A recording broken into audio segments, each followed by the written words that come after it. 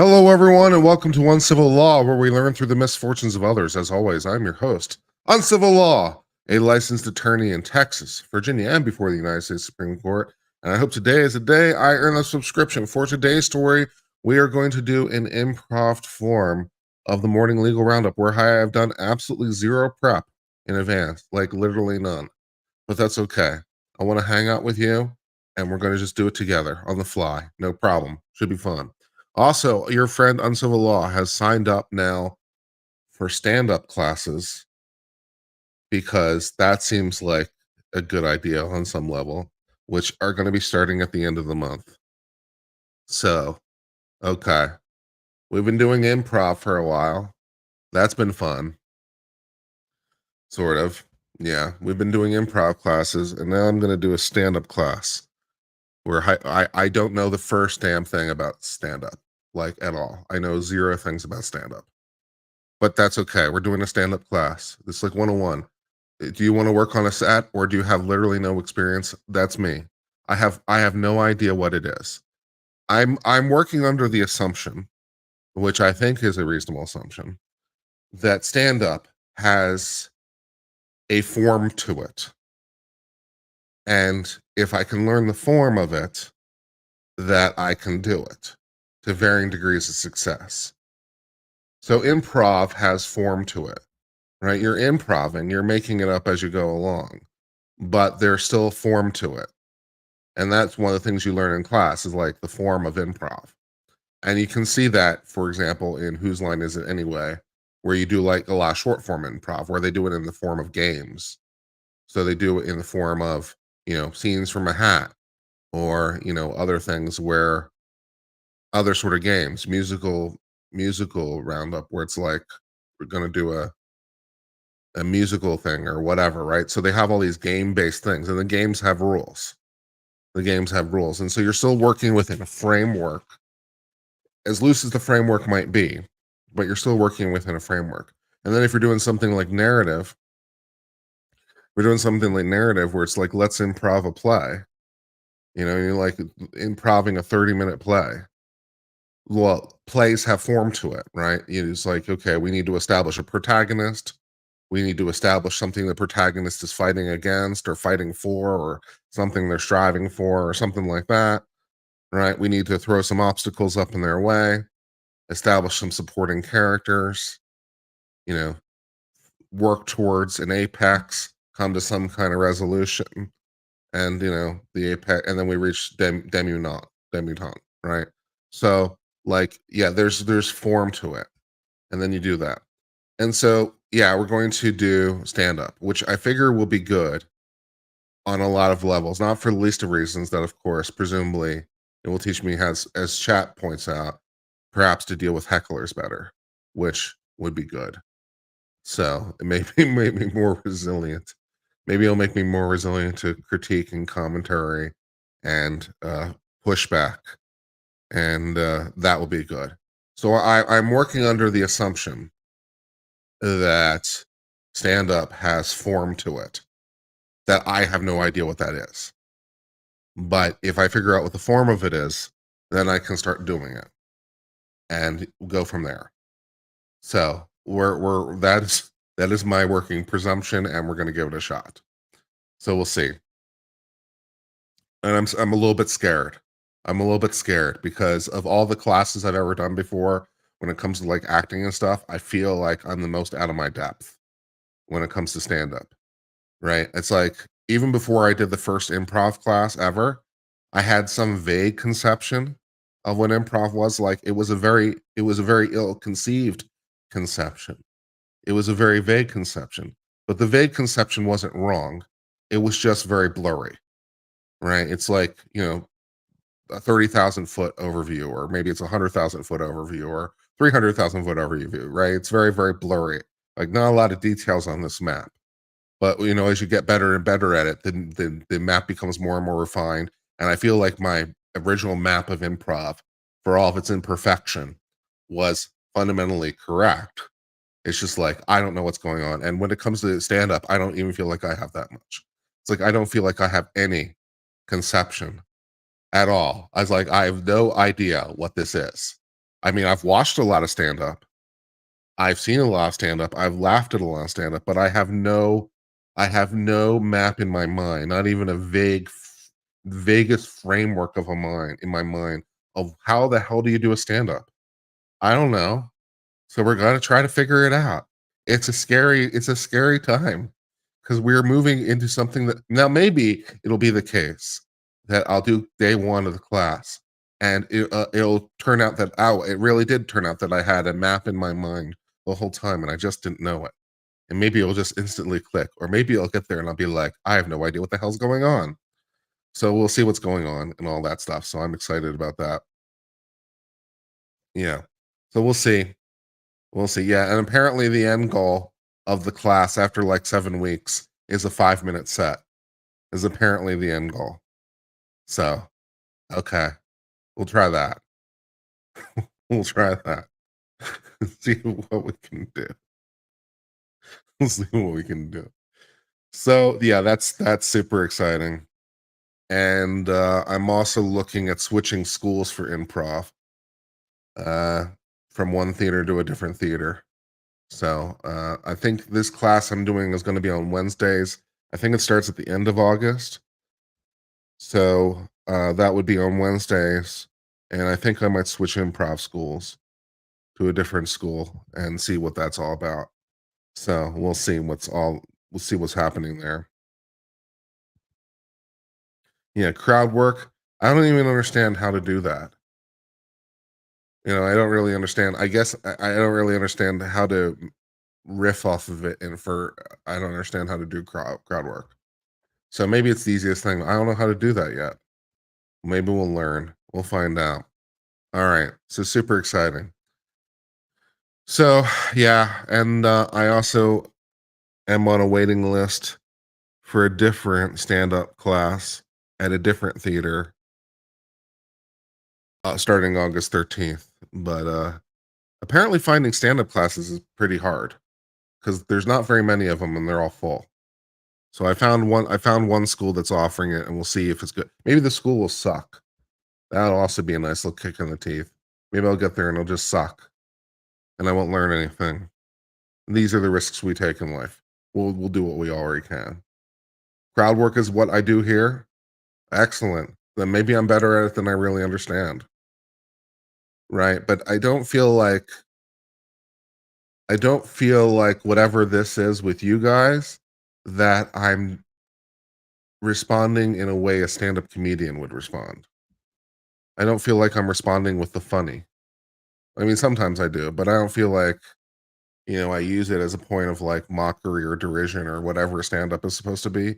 So we'll see what's gonna do about that. What made me decide to do stand up that I don't understand it basically is basically the bottom line there. I don't understand it and I want to see if I can understand it, increase my knowledge base, see if I can understand it, see if it's something that like resonates with me. For example, sketch, which is like what SNL is, doesn't really resonate with me.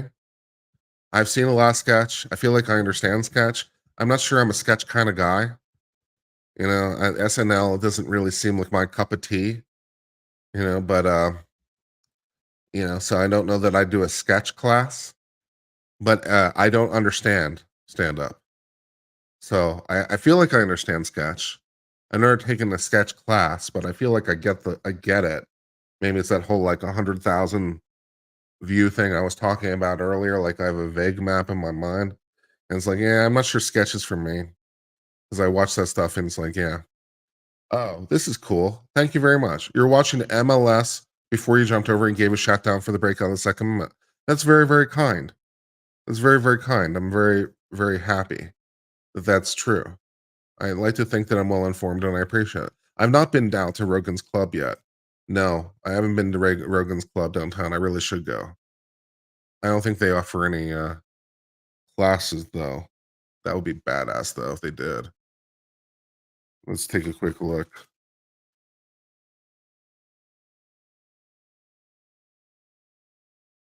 Yeah, they don't seem to offer any classes at the moment. They're just a performance theater, which fair enough.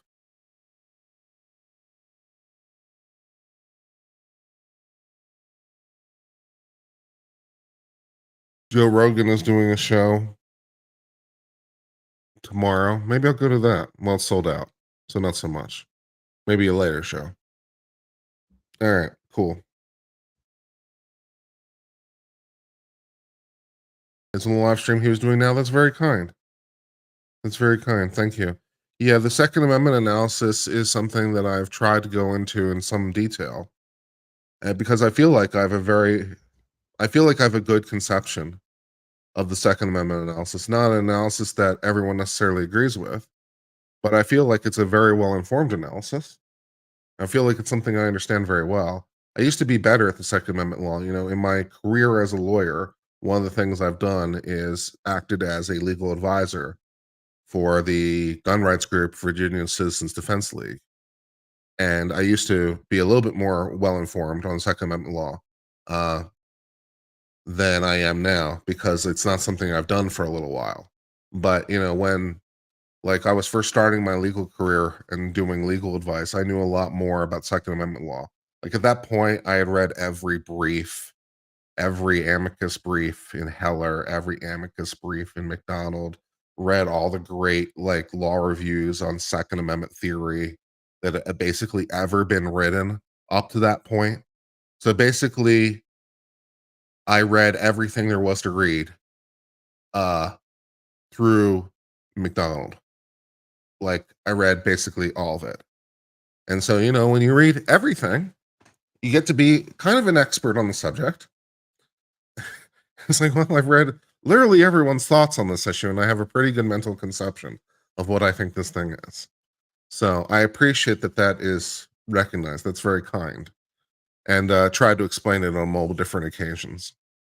So, can I do a review of what's going on in YouTube lawsuits, Betty versus QB? I don't know that one. And Without a Crystal Ball versus 7M. Well, what I can talk a little bit about Without a Crystal Ball versus 7M, but not very much because it's a little bit in the weeds at this point. So what they're doing now is they're arguing over discovery. They're having a discovery fight, which, you know, is not atypical in a civil case. And as a general proposition, judges don't really like it because they just would prefer the parties play nice. And I don't want to give it to you. Well, you gotta give it to me. I don't want to give it to you. Me. Right. So it's definitely one of those things where, you know, the judge feels like they're being brought in, like, Mom, they are playing nice with me. Mom, make them share the doll. Right. And it's not the judges, as a typical rule, kind of go and say, you know, this is I don't want to deal with this bullshit. So yeah, they're having a discovery fight right now. So, you know, Katie Joy Paulson doesn't want to give any information over because she thinks she legally qualifies as a journalist, which apparently she at least partially does under state law, which, you know, whatever. And so they're having a discovery fight about it. And I don't know how it's going to come down. It's very, very in the weeds. It's very in the weeds. It also turns on some eccentricities of state law. For example, is Katie Joy Paulson a journalist? Which turns on a fairly specific state law question as to who does or does not qualify for journalistic privilege, right? Within the scope of this particular statute. So this gets very state specific. So there is not a good uniform rule. So this is where my knowledge sort of runs out a little bit, because I have to move from a situation in which there's a uniform rule or relatively uniform rules, or at least a set of uniform rules, right? There's a couple options on the menu, and moving to an option where it comes to like journalistic privilege, where it tends to be a little bit more individualized on a state to state level. So the general knowledge sorts of fall apart. I'm not a licensed attorney in that state, and even if I was a licensed attorney in that state, I probably still wouldn't be able to intelligently comment on it, because at that point we're talking about something that's fairly specific, right? You're talking about something like, is this journalistic privilege thing, right? Which is going to be a fairly narrow question for a lawyer, right? This is going to be something that you're going to have to look into. It's something I could get educated about, but it's a little bit narrow and a little bit esoteric. So it's a little bit hard to say anything about it in a general way, because it's very narrow and esoteric. And probably even if I did like dig into it. A lot of it's going to depend on the judge and sort of their personality, which I guess is sort of true generally as well. But when you're dealing with a question like journalistic privilege and the state specific stuff, and you're dealing with a discovery fight, which judges tend not to like, then the attitude of the judge is going to be a very large determining factor.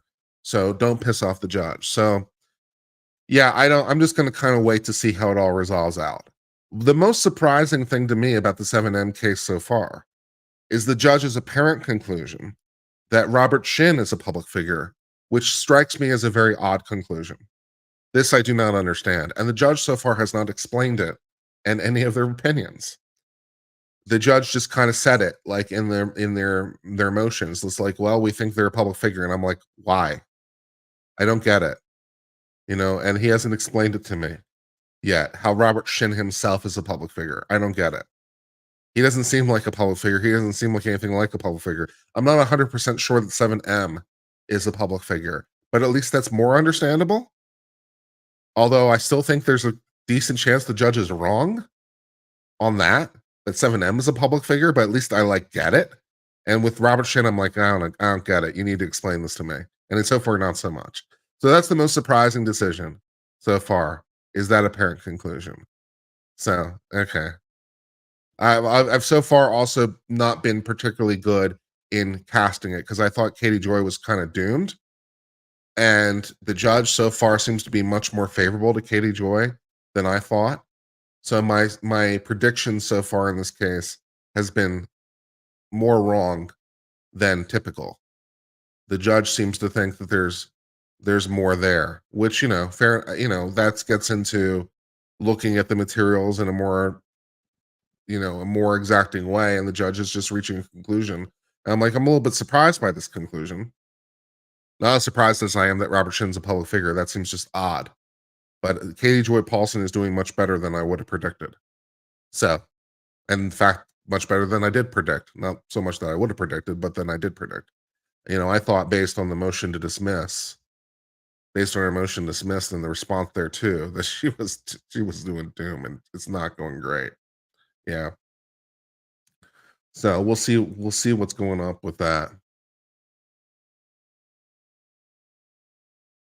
Do I think the Second Amendment is still relevant today in its original form, or do I think changes need to be made to it?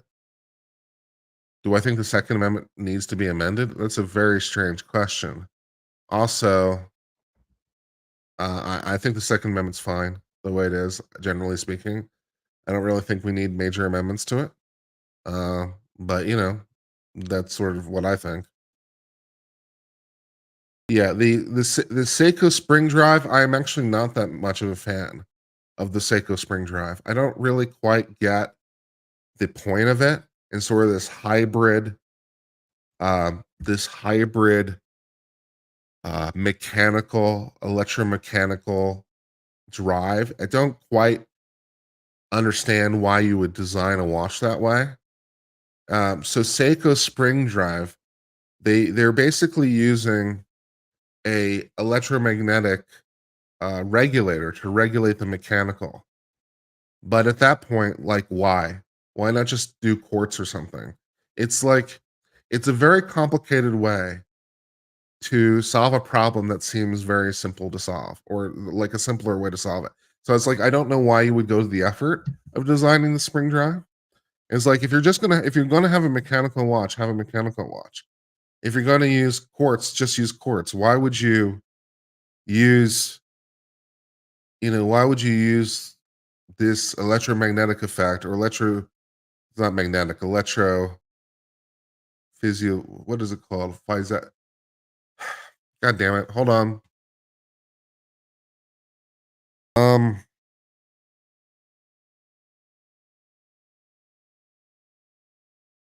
what's it called? Electro piezotic? Hold on.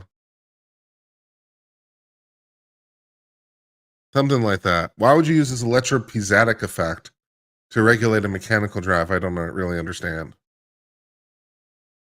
Quartz accuracy with no batteries? Yeah, I guess. It just seems like a very strange way to solve the problem. Yeah. Piezoelectric? Piezoelectric, is that what I was looking for? Yeah. Piezoelectric. Piezoelectric. Thank you. Yeah, I couldn't quite get there.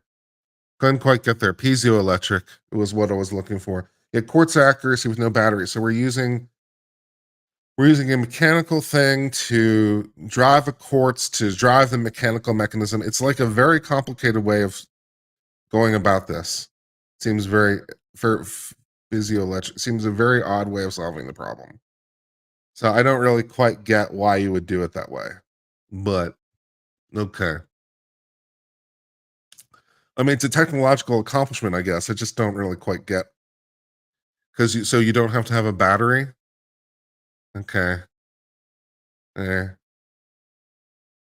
Just use a solar. Just make it solar or something. Right? If you want to have a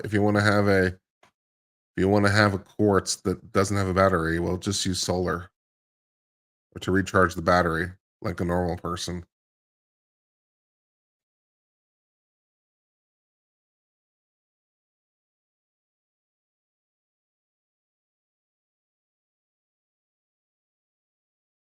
I am slightly improved this morning.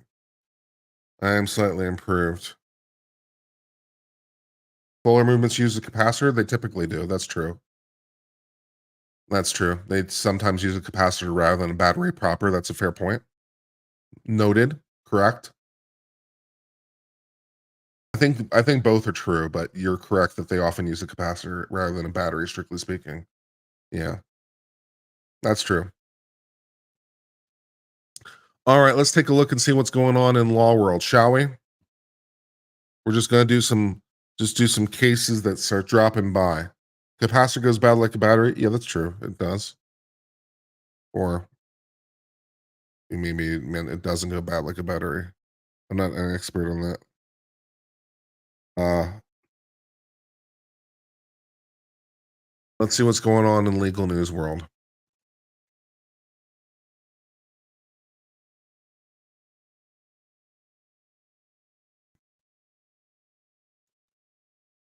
I didn't want to press that button.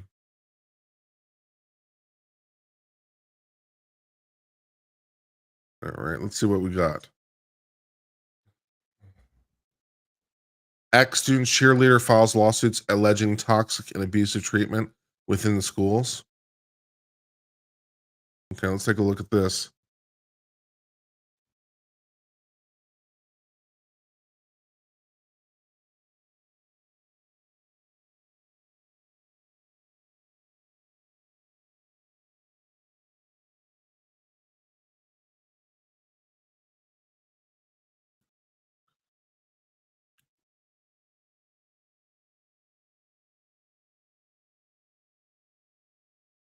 Ex student cheerleader files lawsuit alleging toxic and abusive treatment within schools. I do not need all that stuff on the edge. A former student cheerleader has filed a lawsuit against a Danville community school and two cheerleading coaches alleging the school district failed to address bullying. The ex-student filed the lawsuit against the community school and the cheerleading coach. A former cheerleader alleges that she experienced harassing, toxic, and abusive treatment while she was a member of the team. That she was a victim of repeated cyberbullying by two female cheerleaders and notified a relative. Relative notified the coach, but the coach failed to report or investigate. The student handbook says any allegations of bullying reported to a teacher or counselor should be forwarded to school administration for further investigation, which I guess was not done.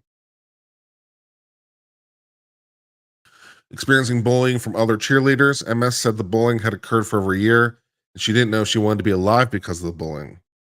Lawsuit alleges that the school did an investigation but did not contact MS or her parents for an interview or follow-up, which is direct violation of the bullying policy. So they didn't follow their own policies, which is always a problem, right? So when you're getting into issues of legal liability, when you set forth a policy, like here's how we're going to go do it, and then you don't do it, and then you have a problem. Right? This is true for the government, it's true for a private party as well.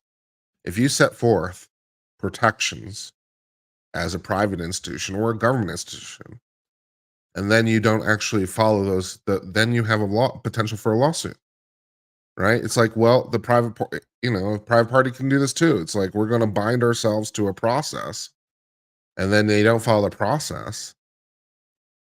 Yeah. It says the parents of the bully and target students shall be notified on regular periodic basis of progress and findings of any remedial actions that's been taken. The complaint also alleges other cheerleaders were bullied by former teammates. There was a bullying culture. She said the client left the school as a result of bullying. It's been a very difficult emotional experience for her. The biggest problem, I think, is the school district's failure to respond and handle appropriately what they've reported. In this situation, the bullying isn't just from other students, but also experienced bullying from adult employees of the school district, which is obviously a whole other level of improper behavior. Coaches pulled the team into a circle and instructed them to raise their hands in front of their peers. If you thought what we said last week was just good coaching.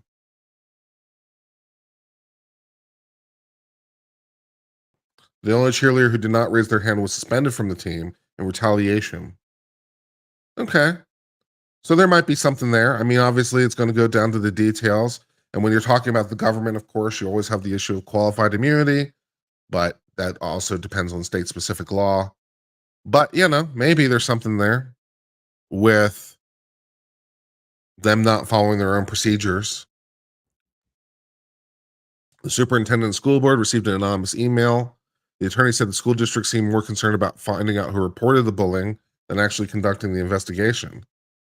The principal questioned MS without parents' permission about mental health in a targeted effort to determine which student complained about the bullying. MS had to leave the team at the recommendation of her doctor due to mental health. So it looks like we have some documentation of this, which is also helpful, right? If we are under the treatment of a physician, under the treatment of a psychiatrist, and we can validate that there was a mental harm, that goes a long way to helping. At the end of the year banquet, coaches refused to acknowledge the participation as a cheerleader and instead made up comments implying she was a quitter and gave up. The coaches have fostered bowling dynamic between JV and varsity teams and created an atmosphere that puts young team members at risk. Okay, there's some possibilities here. And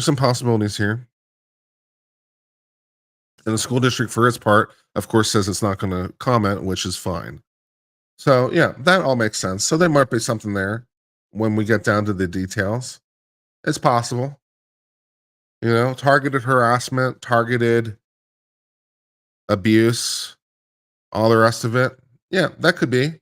Ellen Parker gifted memberships. Thank you, Ellen Parker. I appreciate that.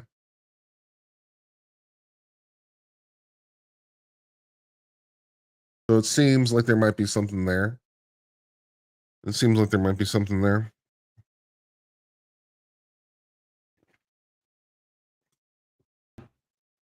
Could be possible. Let's see what else we got today.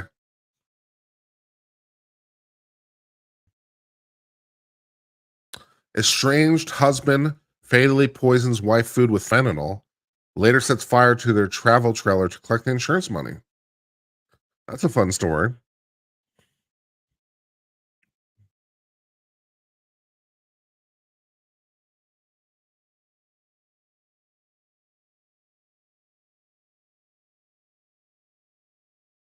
Okay, Florida man.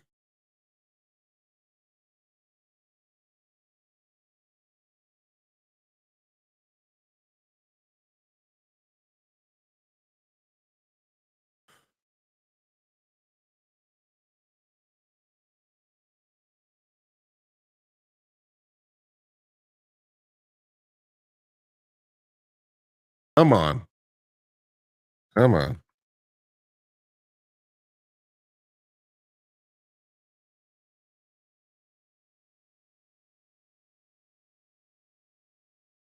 All right. In today's Florida man is petitioning the U.S. Supreme Court challenging the issue of qualified immunity after infection, after being forced to be exposed to human feces.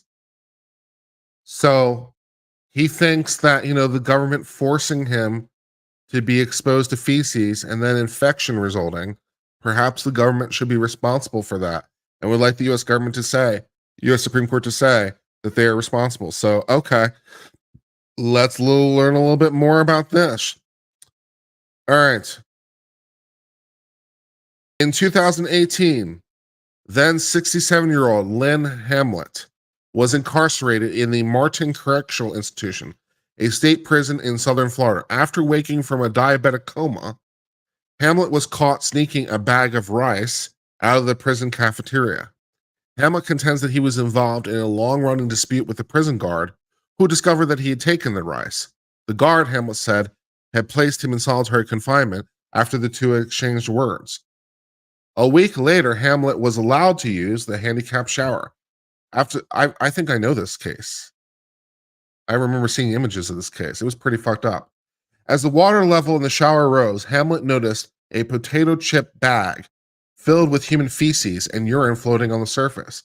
He asked the officer about it, who had escorted him to the shower, to let him out of the shower to avoid exposing his open wounds on his ankle, a result of his diabetes, to the feces and urine. Hamlet alleges the officers instead accused him of being the source of the feces and urine, and after initially letting him out of the shower, forced him back inside for another 30 to 40 minutes. When Hamlet returned to his cell, he found that Haxie had taken away his sheets and clean clothes. He also barred him from showering for another week. Meanwhile, Hamlet tried to wash the feces from his ankles with the only tool remaining is water from the toilet bowl. Unable to clean his wounds, Hamlet became ill and eventually ended up in the hospital, where he received his first shower since the incident. Ultimately, a severe bacterial infection compromised a valve in his heart, requiring an emergency stay in the hospital. Hamlet goes to court arguing that the prison guard violates his Eighth Amendment right to be free of cruel and unusual punishment by exposing him to the feces and preventing him from cleaning his wounds. A federal district court ruled for the prison guard.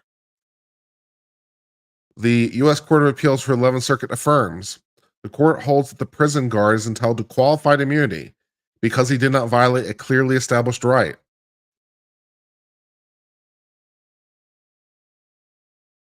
The prisoner points to a prior 11th Circuit decision denying qualified immunity to a prison officer who refused to remove a man's waist chains for 2 days and then made him sit in his own excrement while preventing nurses from cleaning him. The 11th Circuit, however, concluded that the prison guard could not reasonably have known the decision prohibited his conduct towards the prisoner because his exposure to the feces in the shower was different both in degree and kind. Florida man asked justices to review this decision and reconsider the qualified immunity decision. So, that's what's happening there. So that's exciting. Yeah, the qualified immunity decision, qualified immunity is not really something I fundamentally believe in. The reasonable officer test was fine. Why we came up with qualified immunity, I don't know. Why we did it sort of philosophically. Why not just use the reasonable man test?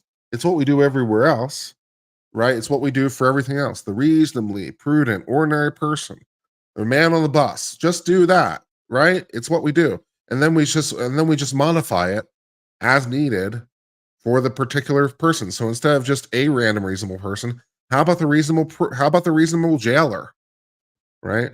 The reasonably prudent, ordinary jailer of normal and common intelligence, what would they do, right? And be like, okay, is this a thing that a reasonably normal person would do in their reasonable execution of their judgment, reasonably informed person? It's just the reasonable man test with a little bit of extra flair on it. And it should work fine. It should work fine. And be like, okay, is this a thing a reasonable officer would do? Answer that question. Why did we invent qualified immunity? I'm not quite sure. At least as it relates to prison guards. I don't know. And like why it has to be so clearly established is the other thing of it. It's really weird. Right? It's just really weird. So I don't know about all that. And also, of course, what is also really disturbing about the whole qualified immunity thing, maybe the most disturbing thing about the qualified immunity, is if you put all that aside, which is a lot, but if you put all that aside, Probably the biggest issue with qualified immunity is that basically it's very unusual to get new decisions clarifying everything because everything gets killed off, right? So you can't sue unless it's clearly established. But how does it get clearly established except through a lawsuit? So you have this massive catch 22, right? You have this massive catch 22. You can't sue unless it's clearly established. But how do it get clearly established if you can't sue? And so it's unusual as a result for new things to be created because the whole thing is eating its own tail. So that's like maybe the worst part of the whole qualified immunity thing. Qualified immunity wouldn't be so bad if the courts would just clarify the rights at least on a forward-looking basis. Then it would at least make kind of sense, I suppose. At least on a forward-looking, you know what? At least on a forward-looking basis, how about less with the human feces? That'd be great. But the thing is, because it's qualified immunity, they don't even write that, right? They don't even write the decision that says, in the future, less with the human feces in the shower. So this all can happen again because no officer could know because the 11th Circuit never clarifies it. So I think that's the worst part of the whole thing is that it just you never get clarity. And so you don't get new cases except when it's particularly outrageous, which is another exception, right? It's either clearly established or, or the second part, which almost never comes up, either clearly established or, I forget the exact language, but it's basically so outrageous that it doesn't need to be clearly established. And then you get it to be clearly established, which presumably you didn't need in the first place. But that's basically or on a hyper rare occasions, you'll get a court of appeals that will opine on the legal issue, which they can do, by the way. There's nothing stopping them from doing it. So they can say that, at least on, this is not this truly exceptional case, but on a forward-looking basis, we want to clarify. But they don't do it. They almost never do it. So it's very, very unusual to get new case law in the qualified immunity domain. And that's the most weird part about the whole thing.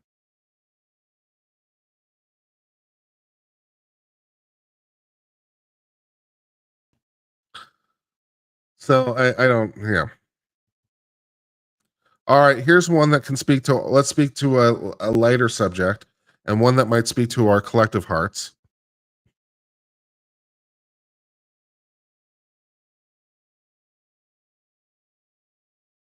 Come on.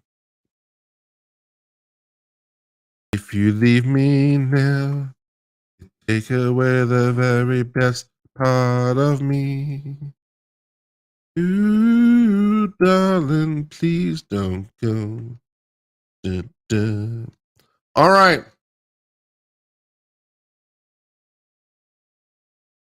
In Taco Bell news, Taco Bell is being sued over the amount of meat and beans in their Mexican pizzas and Crunchwrap, saying that they're selling us some bullshit.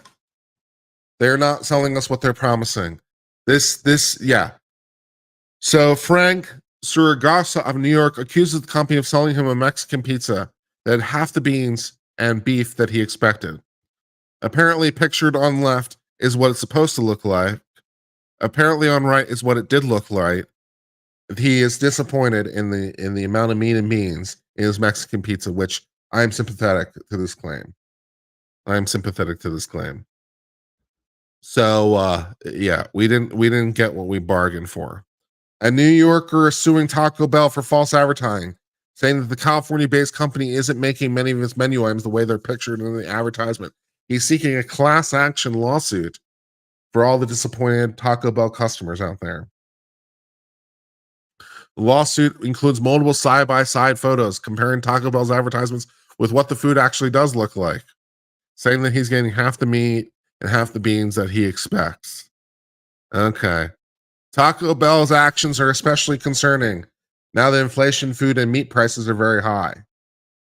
Taco Bell advertises larger portions of food to steer customers to their restaurant for meals and away from competitors that more fairly advertise the size of their menus, unfairly diverting millions of dollars that would have gone to their competitors.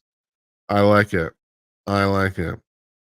Yeah. Let me see if I can find some additional photos here. Hold on, because I want to see more photos.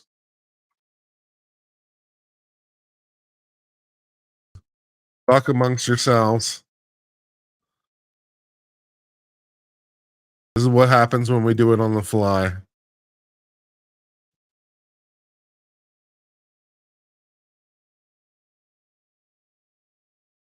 Oh yeah, here's another one. I don't want to undo my ad blocker. I just want you to give me the information I want. No. Okay. Yeah, here's another one apparently. Hold on. We'll get there eventually.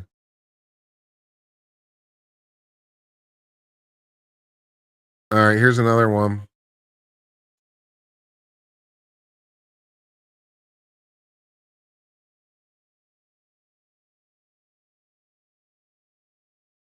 Actual vegan Crunchwrap advertisement. Actual Crunchwrap. My disappointment is immense and my day is ruined. I feel for you. I feel for you. Mexican pizza, actual pizza.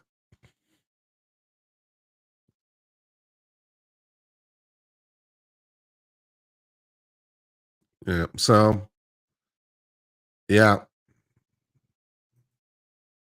So you go out there, Taco Bell man. Get us the Mexican pizzas we were promised.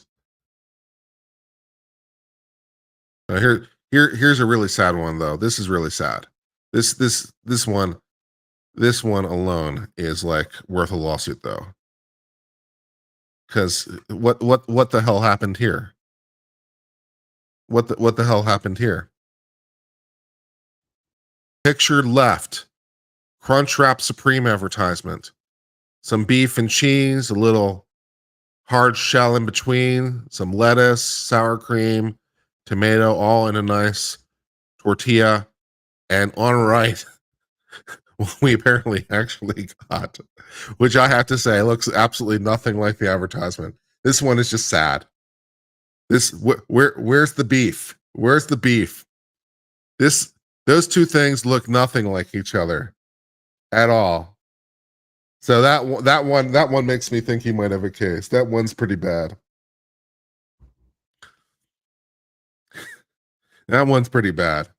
So I feel for the guy a little bit. So we'll see if he can get there.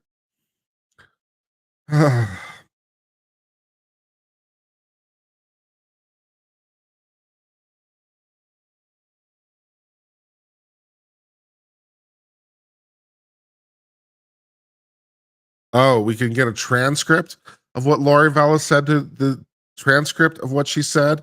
Oh, I'm in for this.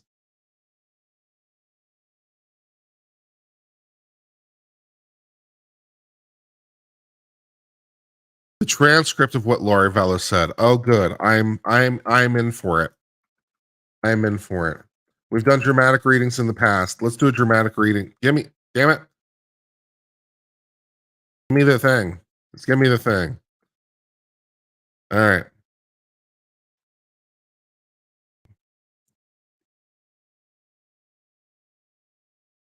All right. Let's do a dramatic reading of what Laurie Vallow said during her sentencing.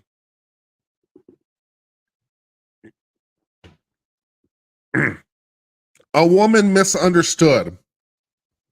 A woman misunderstood. All right, let's do this. This will be good.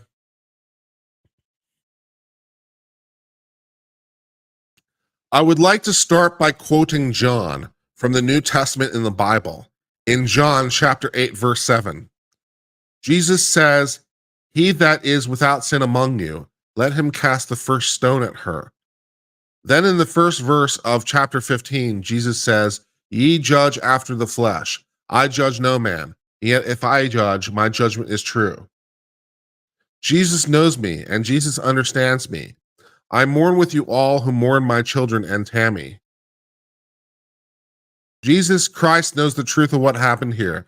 Jesus Christ knows that no one was murdered in this case. Accidental deaths happen. Suicides happen. Fatal side effects from medication happen. I have a different perspective in life because in 2002, when I was pregnant with Tylee, I died in the hospital while in labor with her. They tried to stop my labor. They put me on the table and they put something in my IV, and I felt my spirit falling to the floor. I was standing near my pregnant body, watching the doctors try to revive me, which took them a few minutes. In that time, my sister Stacy was standing to my left.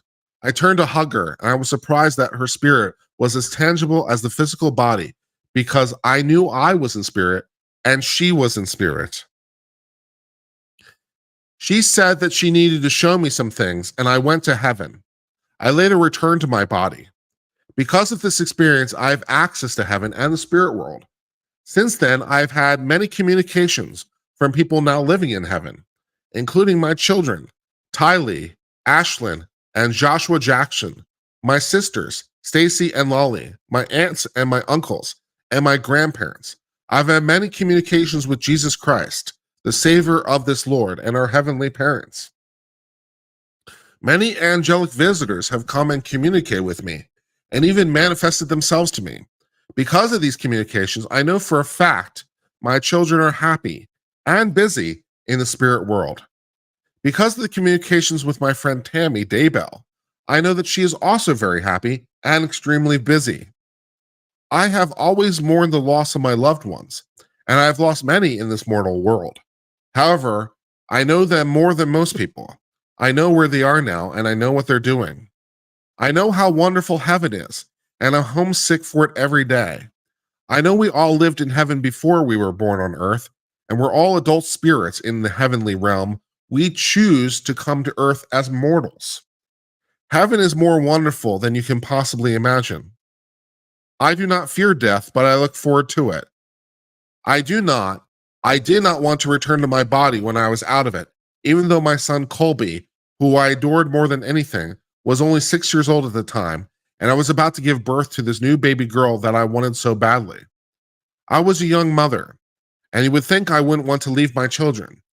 But as I stood in heaven, I did not want to go back.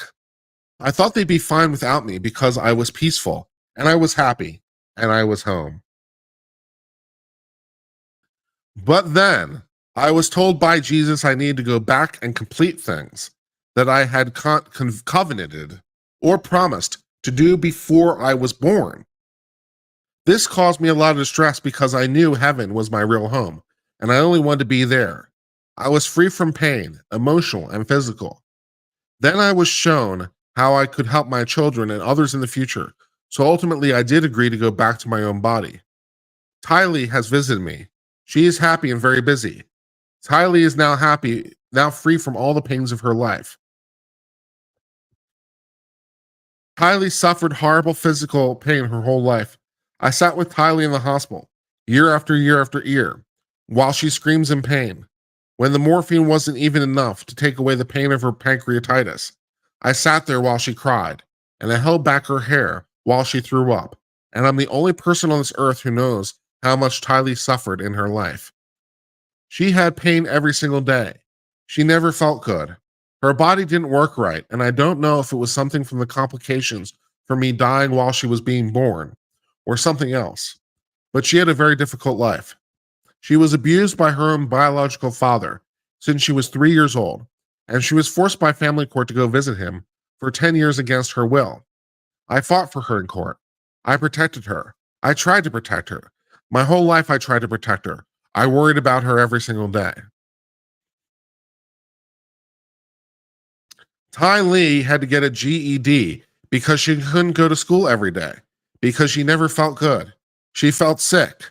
No one knows this because Tylee, like myself, tries to put up a good front, tries to be a happy person, tries to have hope in life, tries to know that she is here for a purpose and that she has an eternal purpose to be on this earth. But I never stopped worrying about her. One of the times Tylee came to me as a spirit after she died, she commanded me, and she said, "Stop worrying, Mom. We are fine."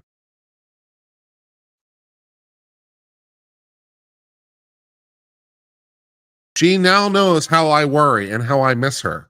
The first time JJ visited me after he passed away, he put his arm around me and he said to me, "You didn't do anything wrong, Mom. I love you. And I know you loved me every minute of my life."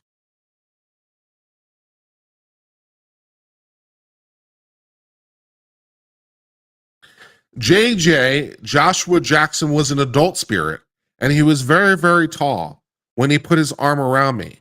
He is busy. He is engaged. He has jobs that he does there, and he's happy where he is.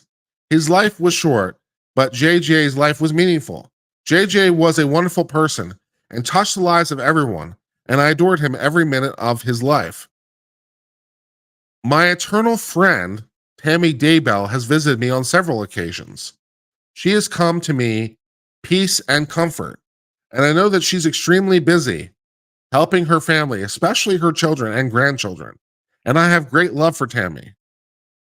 My beautiful children, Kylie Ashland and Joshua Jackson, rest safely this day in the arms of Jesus. My wonderful friend Tammy Daybell rests safely this day in the arms of Jesus.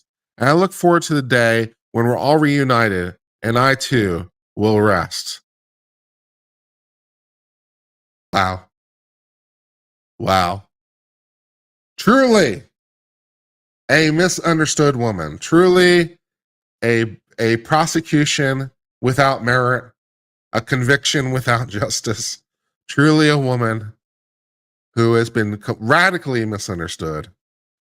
But okay, everything is going to be fine.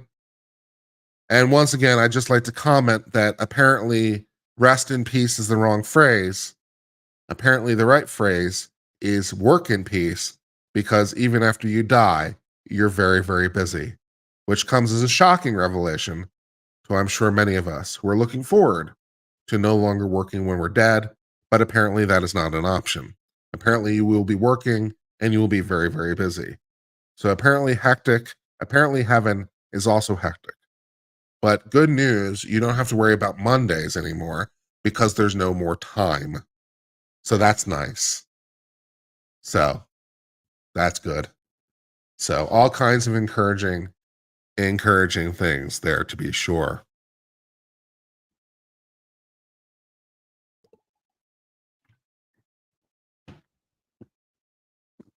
Mm.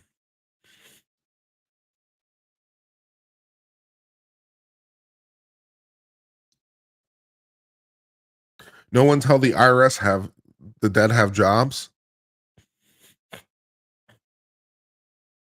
Yeah, that would be a good one.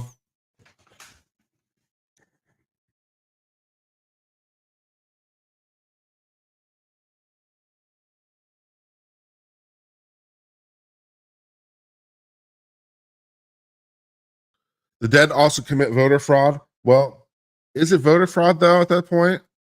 I don't know quite how that works exactly. US law was not meant for this.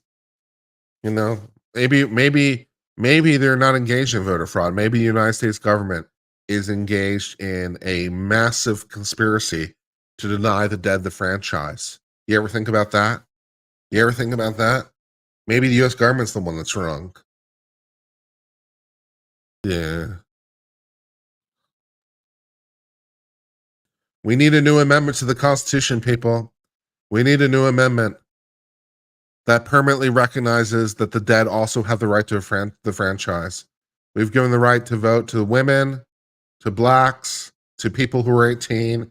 We need a new amendment for the dead people. This is important. Write your congressman today.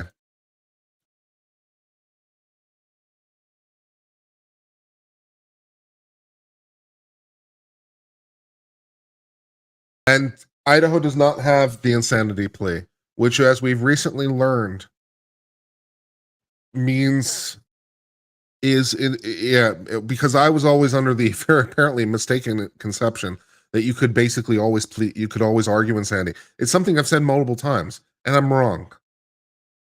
See what I did there? See what I did there? I just said that I, as a lawyer, have been saying repeatedly something, and I was wrong. Wow. Amazing, right? I learned something, and I realized I had made a mistake. Wow. And now I'm going to tell you about the mistake. Wow. Right? I learned something. I made a mistake. I was under the impression, incorrectly, that you can't exactly plead insanity but you could always argue insanity because it fundamentally attacks the mens rea element. But I was wrong. I was wrong. Because as we've learned by reading the Seventh Circuit Court of Appeals decision recently, you can't actually argue, well, it's not exactly, it's a little bit more nuanced than that. You can't argue that you lack the capacity to form the intent. You can't argue lack of capacity, which basically is what fundamentally insanity is. So there is a slightly nuanced point to be made, but for the purpose of this discussion, we'll just ignore it. Well, for the purposes of the discussion, we'll just ignore it. You can't argue that you lack capacity, which is fundamentally what insanity is trying to do. If the state doesn't allow you, there's no due process right to it. More of the point. So you can in states that allow it, but in states that don't allow it, you can't. You can't argue lack of capacity. So you can't call a psychiatrist to the stand and be like, this person lacks capacity. Because there is a conceit that the Seventh Circuit talks about. There's a conceit that basically every person can form capacity. So you can't argue the opposite because it's legally non-cognizable. Everyone can, therefore you can't argue that you can't because it doesn't make any sense. And in the Seventh Circuit talks about, like, in these utter rare cases, even in the most rare cases where they're truly so far gone, it would be obvious to everyone, which isn't Tammy Daybell. It's not. Is she mentally impaired? Yes. But is she so cuckoo for Cocoa Puffs that she can't form the intent? No. I can't tell that she is. And as the Seventh Circuit pointed out, if I can't tell it, no one can tell it. That was the magic of the Seventh Circuit's decision, right? They're like, if literally everyone can't say it, no one can say it. No expert can testify to it. There is no test reliable enough.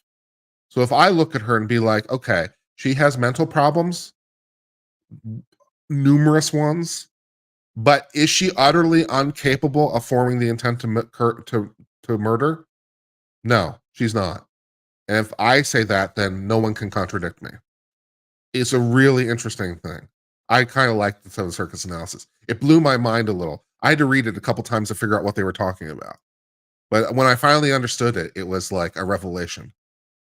When I finally understood it, it was a revelation. It was really, really interesting. So yeah, you can't argue insanity. You can argue, you can't argue that you can't form the intent. You can argue that you didn't form the intent. But that is going to be based on, of course, the actions that you did or did not take, or the circumstances. So basically, fundamentally, if you pulled the trigger, you had the intent to pull the trigger. Absent, of course, some circumstances which would be more demonstrative of intent of accident or something like that. But like the fact that you did means you could. So it was really, really interesting. It was really interesting. And it blew my mind a little bit when I read that. Because I'm like, oh, wait a second. This is challenging me on something I thought was true on a pretty fundamental level that I'd said multiple times. Of course you can argue it. Of course you can. It goes to fundamentally mens rea. And then the Seventh Circuit told me I was being an idiot. I was like, oh, okay. And then they explained to me why I was being an idiot. I'm like, oh, okay. And then I understood it. And I got smarter. And I'm like, oh, I made a mistake. I made a mistake. So I learned something. Now I'm a smarter uncivil, and I get to teach you something. Isn't that cool? Nice. It's great. So yeah, insanity. So long story short, Idaho abolished the insanity defense, and that's totally fine. You can do that. Which okay. I didn't think that you really fundamentally could. I didn't think you really fundamentally could abolish the insanity defense, but apparently you can. So okay, well, I got that one wrong.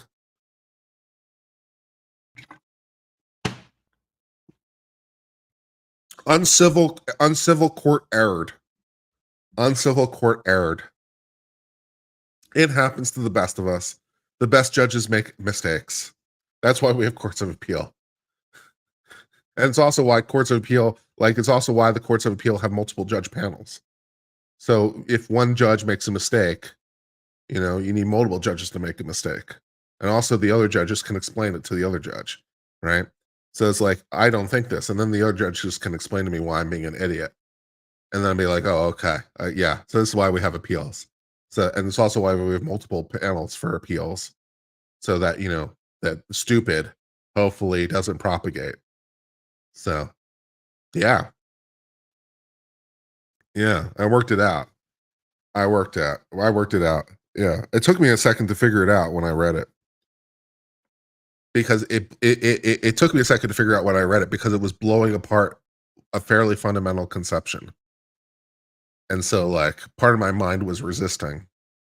I had a very similar experience when we were doing the whole Derek Chauvin thing with George Floyd, because they were using the underlying felony as a predicate felony for the felony murder. They were using the assault as the predicate felony for the felony murder. I'm like, they can't do that.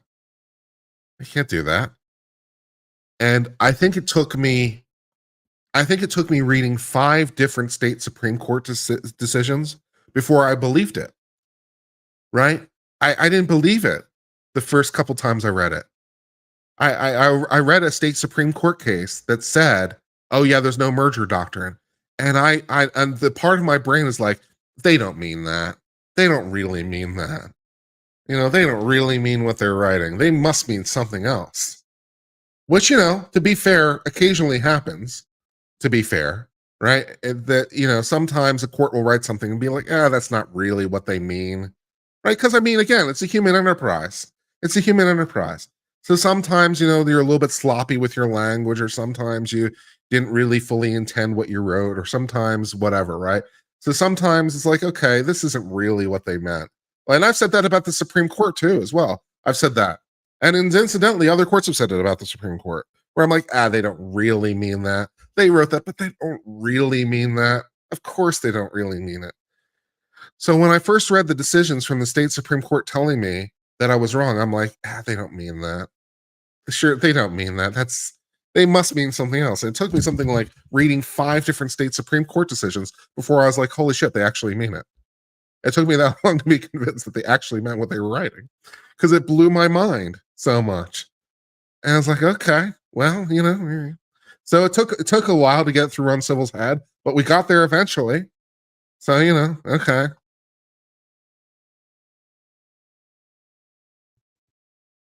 Sometimes it's like, hello, McFly, are you in there? I'm like, okay, well, at least Uncivil's eventually teachable. Yeah, no, yeah. The Supreme Court dicta is often problematic. They should say less than their opinions. Yeah, not for at least the reasons that sometimes district courts, and apparently sometimes the Supreme Court, latches onto its own dicta. And I'm not sure it really meant that in the first place. We had that problem with the whole Harvard thing, right? Where they tried to say why Harvard was subject to the 14th Amendment, which doesn't make any sense. And then they tried to resolve it in a footnote, which itself cited a decision that was a footnote, that I think itself cited a decision that was a footnote before we got to an original. And I'm not sure they meant it in the first place. So I think I think the Supreme Court is misquoting itself from like 4 levels down. I think the Supreme Court is misquoting itself like 4 levels down. And this is not really what they said. So yeah, it's like, okay, so one of us is wrong. Right? So is this a situation where Uncivil just hasn't gotten it through its head yet? Right? Where like the same situation where we had with the Floyd thing, where it's like, I just don't believe it, and I was just wrong. Or is this a situation where the Supreme Court really is misquoting itself and really is misapplying it, which does happen, to be sure. So which of those universes are we in? That's fun. So one of us is wrong, and I'm not sure which yet. I think they're wrong, but they think I'm wrong. So it's okay. Did I agree with the verdict in the Chauvin trial? Ultimately, yes, I did. Once I got past the legal problems, Once I got past the using the predicate felony, yes, fundamentally I agreed with the verdict. Yes. I think there was more than sufficient evidence to show that Chauvin was a substantial factor in the death of Floyd. And remember, it doesn't necessarily have to be exclusive. It just has to be a substantial factor. So, did the fentanyl or did the drugs kill Floyd? Probably, yes. But that doesn't mean that Chauvin didn't, right? That's the thing, right? You can have multiple independent causes. And as long as you're a substantial factor, as long as he sped it along, as long as he killed him faster than the fentanyl would by itself, you're there. And I think the evidence supports it. So did the drugs kill him? Probably. Does that mean that Chauvin didn't? Nope. It doesn't mean that. You know, to illustrate the example a little bit, you know, suppose you have someone who's bleeding out. I'm not sure what scenario this is, but let's suppose you have someone who's bleeding out. All right. And then you go and you shoot them in the head.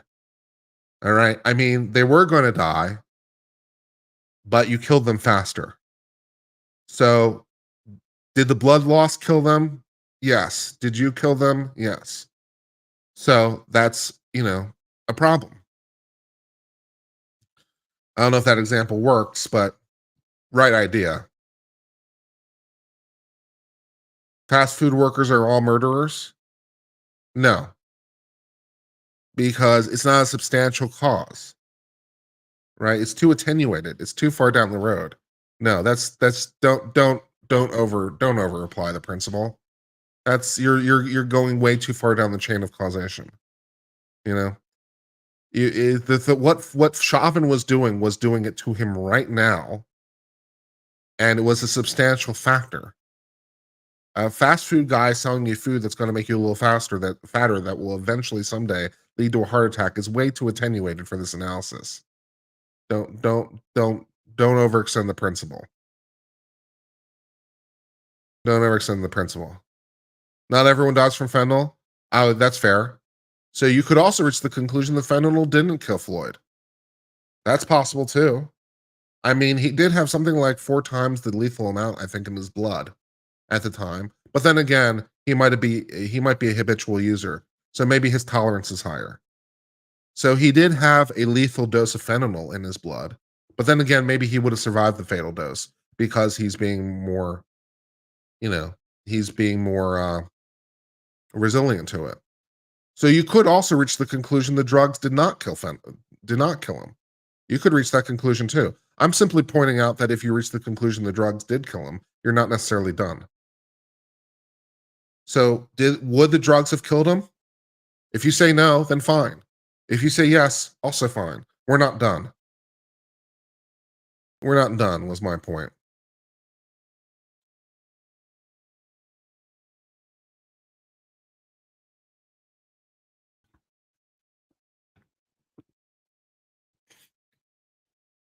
Technically, that's just the LD50 probability. Yeah, that's probably right. Yeah, that's probably right. That was 4 times the LD50. Lethal dose 50%. For those of you who don't know what LD50 means, LD50 is typically the amount. It's typically when you report what a fatal dosage is typically the LD50. What would it take to kill half the population? How much would you need to kill half? So there's a 50-50 chance, basically, if the average person takes this, it will kill them. It's typically the lethal dosage when you report such things. So your odds are 50-50 of surviving. So yeah, 4 times that factor, which I don't know what that would be in terms of LD factor. But yeah. And then of course, if you're, so yeah. And that also doesn't speak to him particularly. LD50 is of course on the population as a whole, not with respect to particularly him. So yeah. That's all good stuff. That's all good stuff. We're having fun over here, aren't we, over here on Uncivil Law? The 270 of us who are here, we're having fun. We're having fun. I am cheerier. It is a better day. I woke up in a better spirit, which I think is also a positive sign. So I think we can speak a little bit to this in terms of depression as a whole. and sort of what we can observe about my own experience of depression. So it seems to be true. It seems to be true that my depressive episodes, when they happen, are less severe and do not last as long as they have in the past.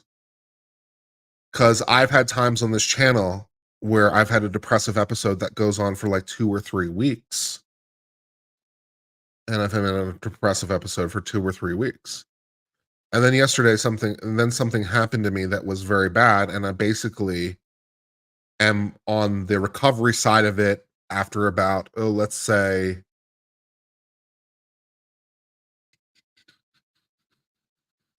like 40 hours or something, give or take. So a little bit less than 2 days. So, where I'm on the recovery side of it and I'm on the upswing. So that's good news, right? That's good news, right? The depression isn't as deep and it doesn't take as long to get out of as it used to, which is signs that depression as a whole is perhaps on the way out. Maybe someday I'll be cured of the depression. That would be nice. That would be nice, right? So, maybe the depression is maybe the depression is curable.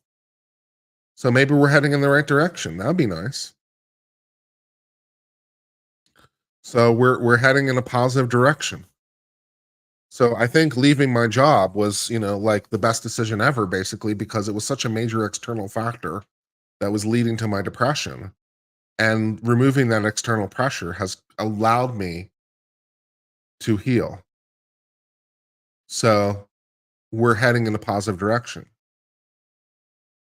So that's good news. It sounds like we're making progress. Yeah. Sounds like we're making progress. So the depression doesn't go as deep as it used to. It doesn't last as long as it used to, which is nice. So hey, we're making progress. The workout endorphins also help. That's true. I'm gonna go to the gym after this stream. I'll go this morning. The fact that I recognize these things is very positive. Well, I try to be reasonably self-aware, perhaps more than reasonably self-aware.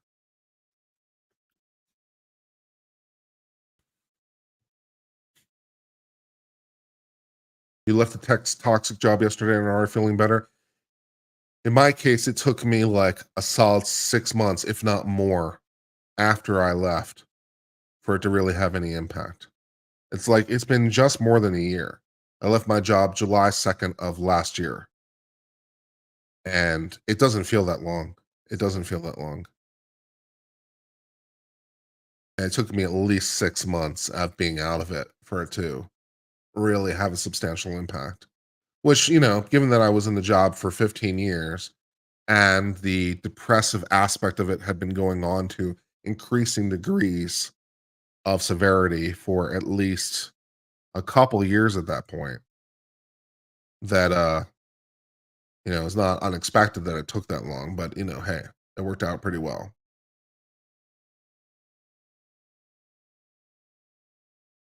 Yeah, it worked out pretty well.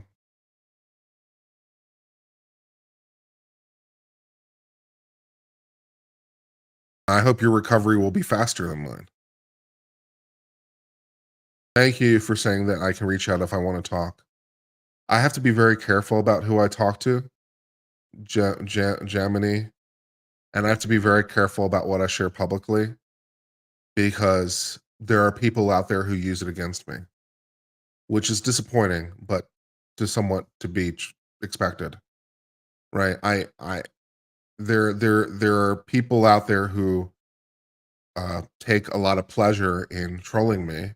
I'm not sure why they take such pleasure in trolling me, particularly since they're already aware that I have depression and they're making a very conscious effort to try to make me more depressed, which seems like, not a good thing to do.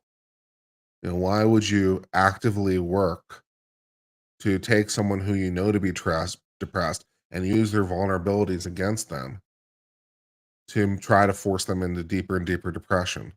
Like that just seems evil. That just seems evil on a fundamental level. It's like you're purposefully targeting someone in their weaknesses to harass them, to purposefully try to drive them down. So, like yesterday, when I was really depressed and I said, I don't know that I want to talk about it, talk about the exact reason why. The exact reason I didn't want to talk about it specifically was specifically because of this. It's like I would tell you, but I don't want it to be used against me. You know, I don't want it to be used against me because, like, why am I giving my antagonist this ammo? So as always, assholes are why we can't have nice things. So now I have to protect myself. So yeah.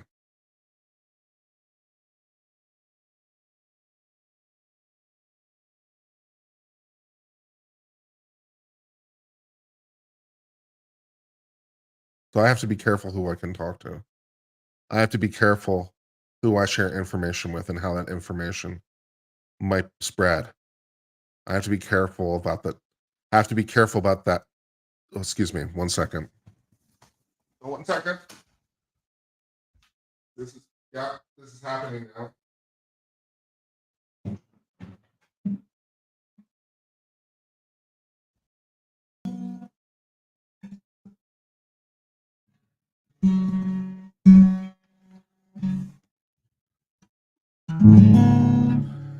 Have to be careful about the toxic gossip train. Looking at that toxic gossip train. Toxic gossip train. Making sure to make all those accusations doesn't need to be true between me and you on that toxic gossip train. All right, great.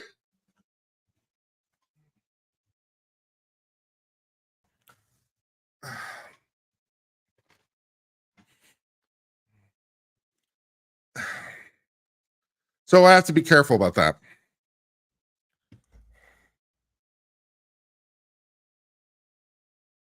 I have to be careful about that.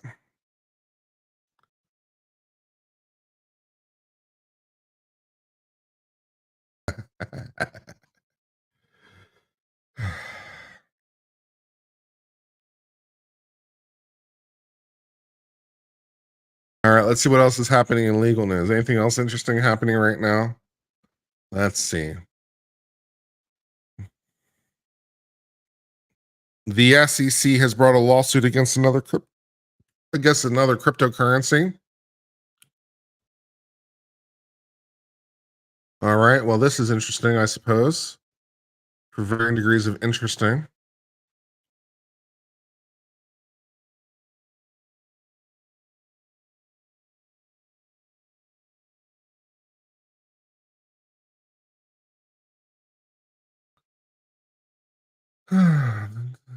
What guitar is that? A cheap ass one from Amazon. A very, very cheap one from Amazon. I think it costs all of like $50 or something. I don't know how to play it. I bought it with the idea of learning and then I just kind of didn't. But it's there as a prop. So that's nice. Anyways, $10 from bad weather biker. Someone who suffers from depression and anxiety. I feel your pain. I found that mine was related to physical factors like blood glucose levels. Fair enough. Yeah, I need to actually learn how to play guitar one of these days. That's what I need to do. I need to actually learn how to play guitar. One day.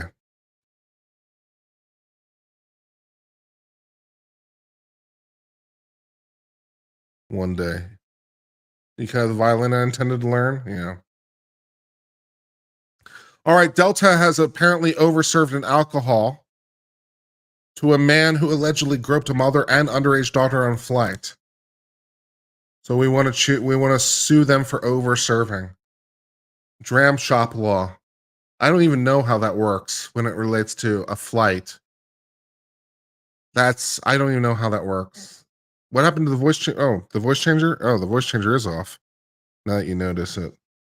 Hold on. Toxic gossip train. Want to talk to you about that toxic gossip train. Toxic gossip train. All along the board to misinformation station. All right, is the voice thing on? Is this real life? Is this just fantasy? Caught in a lens, so no escape from reality. All right, we could do. Yeah, we need one. We a voice for B-fish is not a worst idea ever. Let's see. What would be a good voice for B-fish?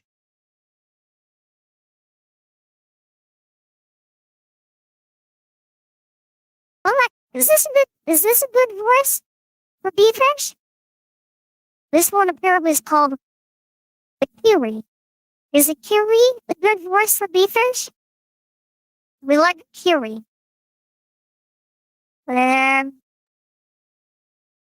Yes, we like it. We like a Kiwi. Hi, hello everyone. I'm B-fish. I'm happy to see you, and I hope that you're having a great day. I am a bee, but it's also a fish, and I love you very, very much. And I help keep her company, and I smile at him. And so he looks at me, and he thinks to himself, it's all gonna be okay. Do you guys know the Kelly, the B-fish theme song? Do you guys know the Kelly, the B-fish theme song? Right. I go buzz, buzz, buzz in the ocean.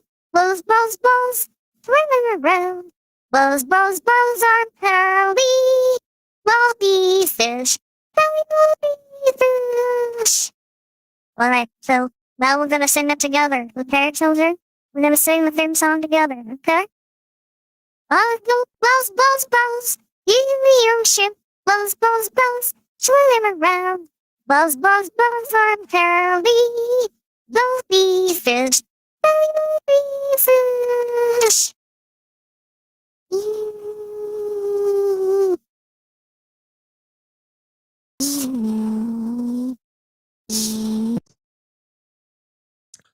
Yeah. So yeah, you sent a super chat. You said, excuse me. Ask You Season said, I sent a super chat when talking about dead voters. Why my background just changed right now? I don't know. That's interesting. Yes, I think I read the super chat earlier, and if I missed it, then well, let me see if I can find it.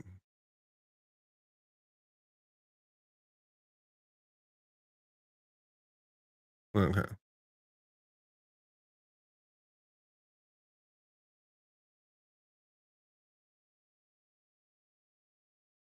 Have I lost my mind? I don't know. What do you think, guys?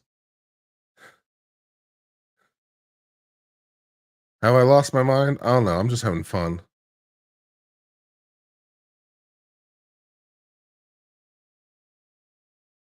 Alcohol maker sues farmer for making the wheat people. That's pretty good. You know, you're not on the ignore list. I read your super chat. I read it, or at least I tried to. I read your super chats. You're not on the ignore list. If I missed one, it's not because I look, being a streamer is hard sometimes, okay? You have a couple different things to focus on. You're trying to riff on the chat, you're trying to do the story, you're trying to have a conversation with the B-fish. All right. Sometimes being a streamer is hard. Just because I missed a chat doesn't mean I didn't like you. I'm just trying. I'm just trying, okay? Give me a break. Pammy Olsen has been a member for 9 months. Thank you.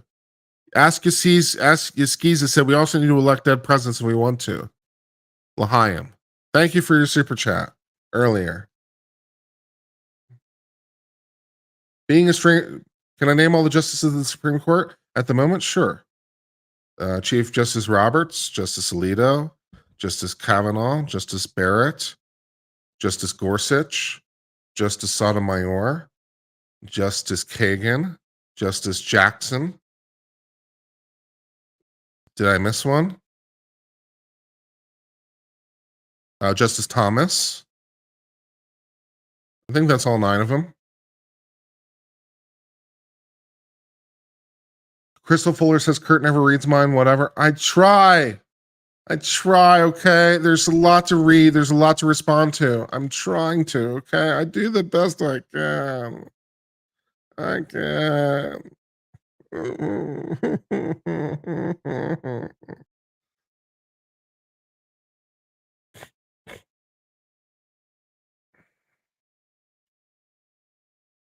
Did I miss Sotomayor? Did I miss her? And then, if I missed her, then all the Supreme Court justices ever? No, not really. If I missed Sotomayor, then I'm sorry. At Haley Mouse is gifted a membership. Okay.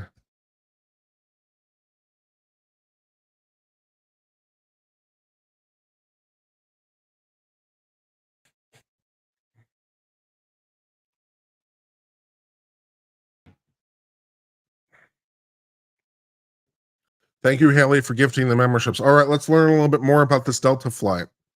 Let's learn a little bit more about Delta flight. Let's get started with this. A male passenger groped a mother and their underage daughter while aboard an international flight last summer after being served alcohol by Delta Airlines, according to a lawsuit. The lawsuit alleges that Delta flight attendants continued to serve the alcohol to the passenger even after the mother repeatedly told them the man was making them feel unsafe and touching them.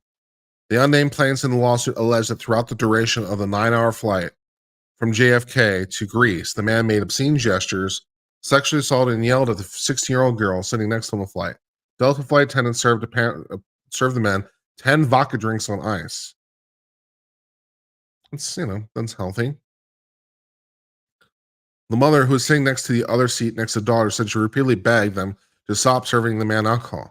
The mother and daughter both alleged in the complaint the flight attendants dismissed their claims and downplayed their concerns. Eventually, another passenger offered to switch flights.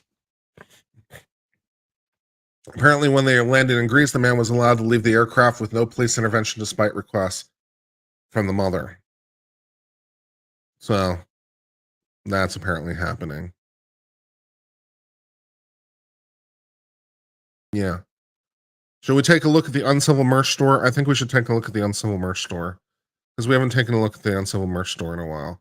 Also, I need to add a command for the merch. So let me go ahead and do that right now. Let's see. What am I trying to do right now? I'm trying to go to my own link tree.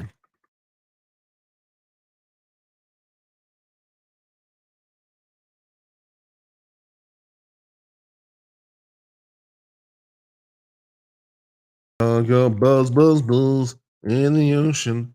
Buzz, buzz, buzz, swimming around. Buzz, buzz, buzz on Kelly the bee fish. All right, now I need to go to Stream Elements and add in a command for that.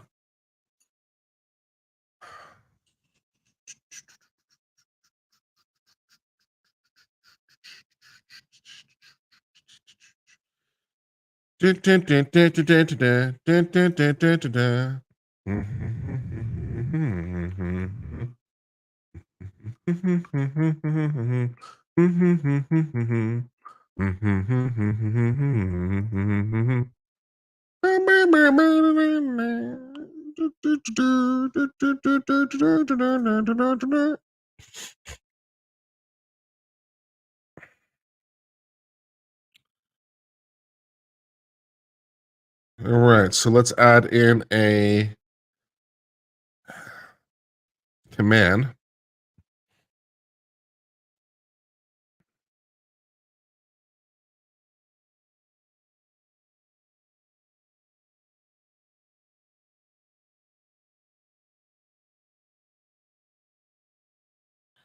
$5 from Ask Skiza. Not saying you missed Supreme Court to kvetch you, just to make you aware. You do not need to go back and find it. Thank you. I just don't like to. I'm not trying to show anyone disrespect. It's just a lot to do sometimes. I try.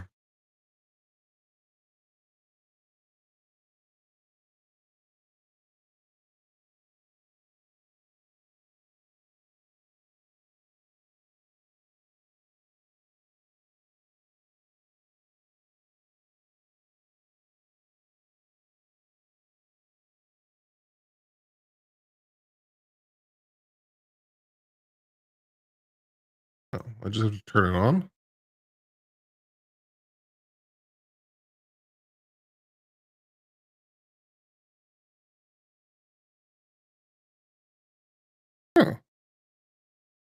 Oh, okay. That should work.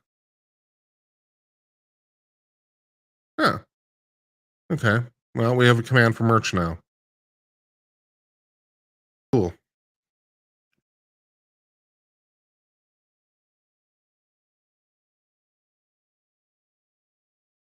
All right. So what we have so far for merch, because I am not a particularly great merch designer. I never claimed to be a merch designer, but we do have a couple pieces of merch. We have this nice little hoodie with a logo on it.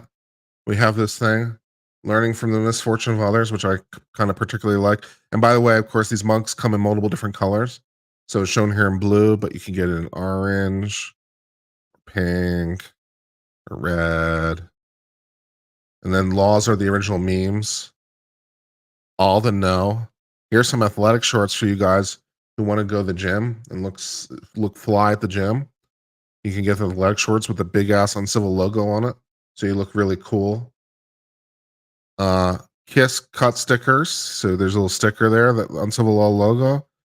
Here's a woman's crop tee.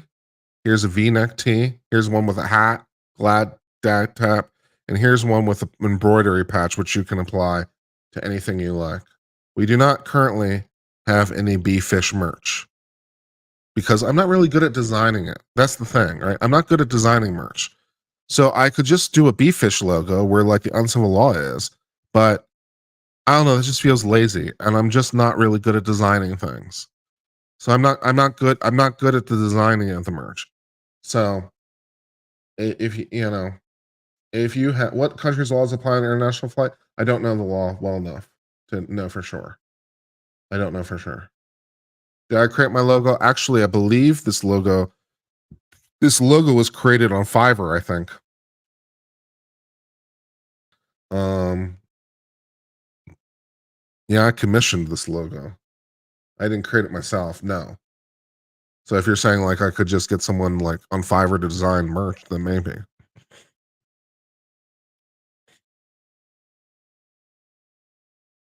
So yeah, maybe. And then we had this idea um, from Sandy. Sent me a link somewhere, I think. Hold on, I can just Google it.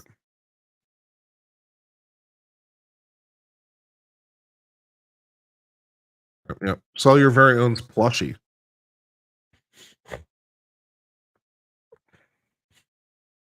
So this is an option apparently, but we don't sell any merch. We don't really sell merch. Someone buys something maybe once a month. So it's not a big thing, right? So we don't really sell enough volume. But if we did sell enough volume, we could get plushies. Fan love plushies. So far, we've been able creators create hundreds of thousands of plushies, making over $5.6 million. So we can create a plushie. The team is decided to offer your chance to create and sell your own plushie. To start selling your plushie, read through the FAQ. So we need to describe the plushie with sketches. We then pay them a deposit of $500. They design the plushie. They send us, you know, the thing and we give them feedback. Then we create the prototype plushie. And with revisions, we meet the plushie. We choose profit with a recommended purchase price of $24.99 to $29.99. Photograph the plushie.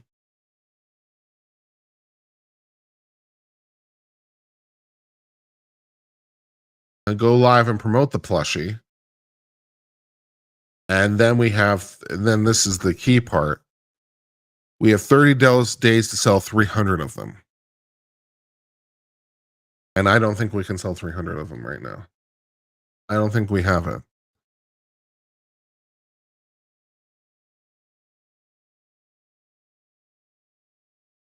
So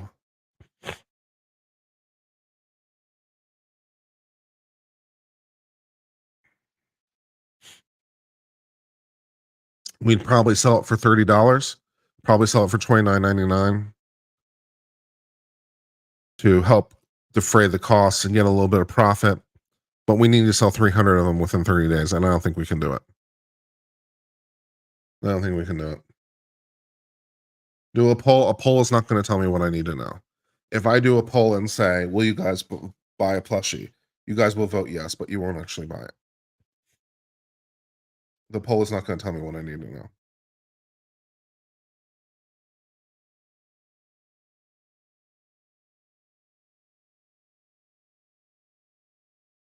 Do you allow pre-order? Yeah, we'd have to figure out a way to do that. Like, we'd have to figure a way to, like, pre-order it. Think positively. I'm thinking realistically. I'm thinking about not getting stuck with a bill that we can't pay for.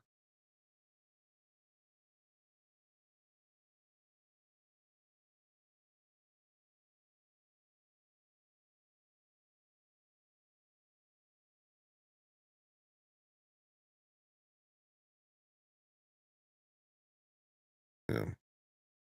But we could try to do some sort of pre-order. I'm not sure how we'd go about doing that.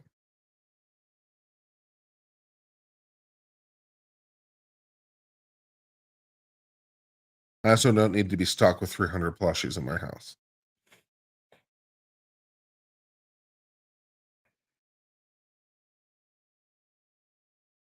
So if we can get enough merch going through the store, then we'll try.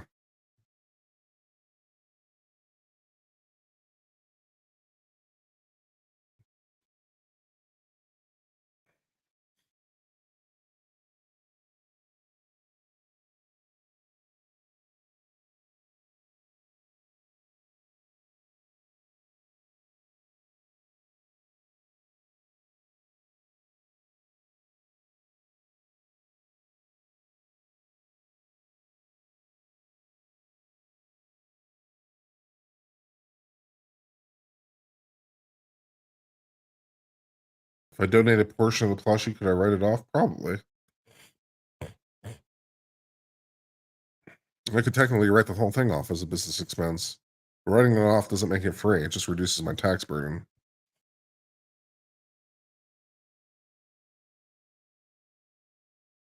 We need more. We need a bigger audience pool. We need a bigger audience pool. That's what we need. We need more subscribers. We need a bigger audience pool. We need more people watching. Don't overthink it. No, I'm going to continue overthinking it, but thank you anyway. I'm going to continue thinking about not getting stuck with it.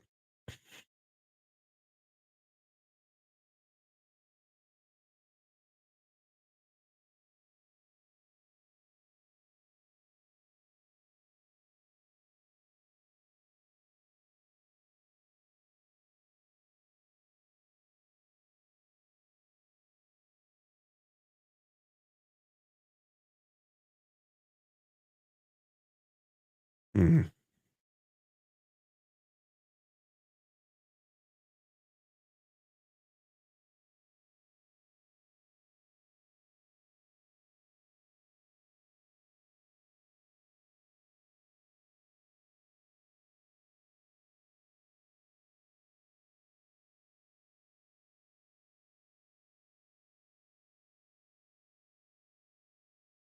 So what else we got today?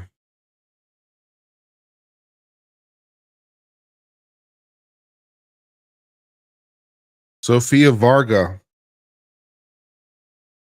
is looking at suing or looking for divorcing Joe Magliano.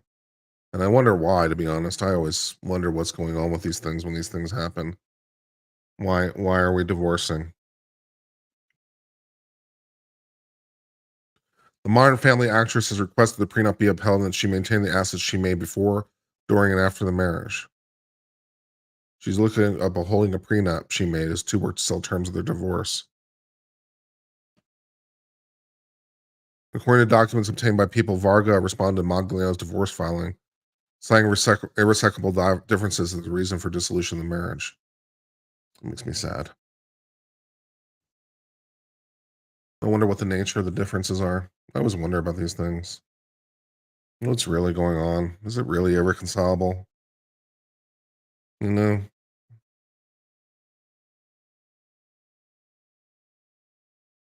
wanted kids. Kids is what the rumor mill is saying, and she didn't want to have kids. Hmm. The actress upheld terms of the prenup and confirmed the assets should remain hers. Varga, well, they're not going to have kids. I mean, at least not biologically.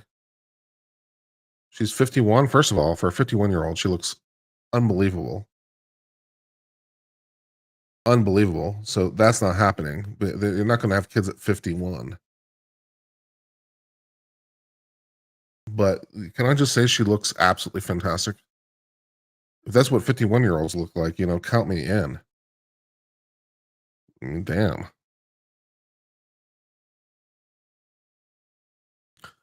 I mean, they've been married 7 years. So she when they got married, she was 44. See, you can't have a kid at 44. It's not going to happen.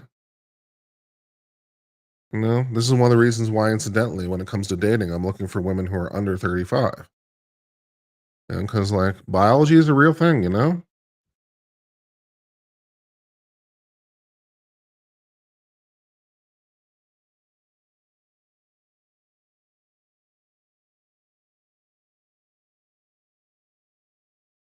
Couple been going through ups and downs. Source told them that they differ immensely in style and what they each like to do. Although during the marriage, they tried to put each other's interests above their own and put on a good foot publicly. There's no drama between the couple. Speculation around the status of the relationship began when Varga was spotted celebrating her 51st birthday in Italy without her husband or a wedding ring.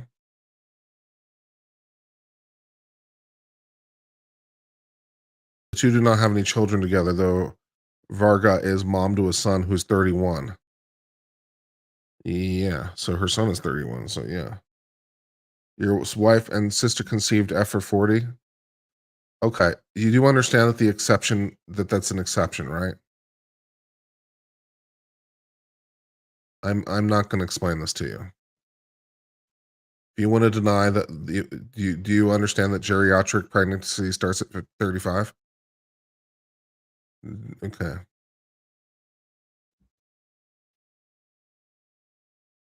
All right. Okay. Well, apparently we're denying biology in chat today, so we'll just move on because I'm not going to argue the point. If you want to pretend that a woman who's 44 is just as capable of having a baby as anyone else, you guys can believe your own delusions.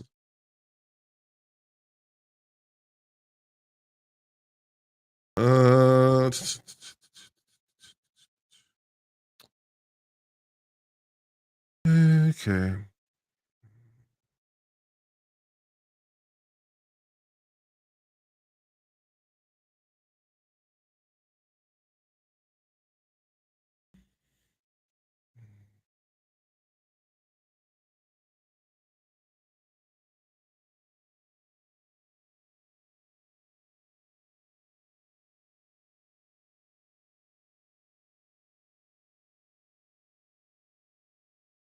I don't think it's selfish to have a child at 50. I don't agree to that. I don't think that's selfish. I don't think that makes any sense. Why would it be selfish to have a child at 50 but not at 30? That doesn't make any sense. I don't accept that premise. Maybe for the least of reasons that 50 isn't that far many years ahead of me, but yeah.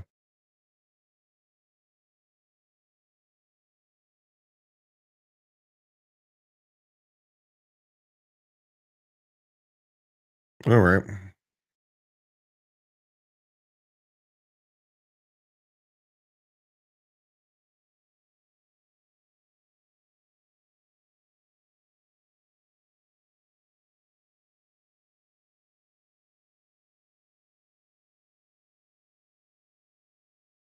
You're 80 when your child's 30. That's too young to lose a parent.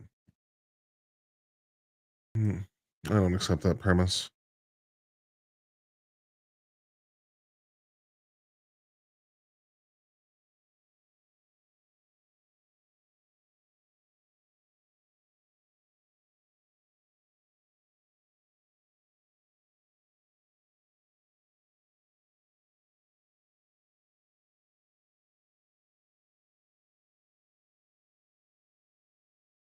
All right, I guess I'm going to sign off for now. Yeah, I don't really have anything more to discuss right now. And this topic is bumming me out. So we probably should move on.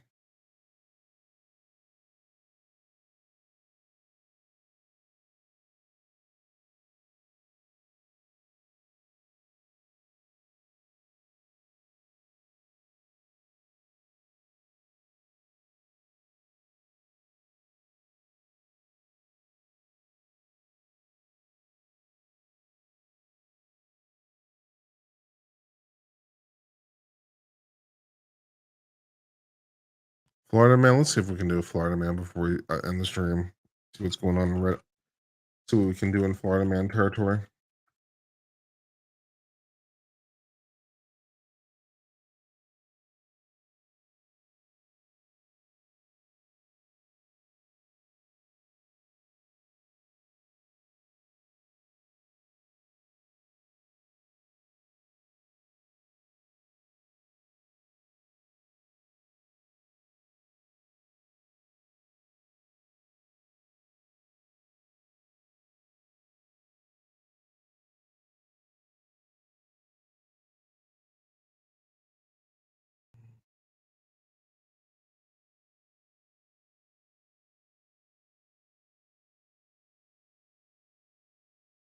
Okay.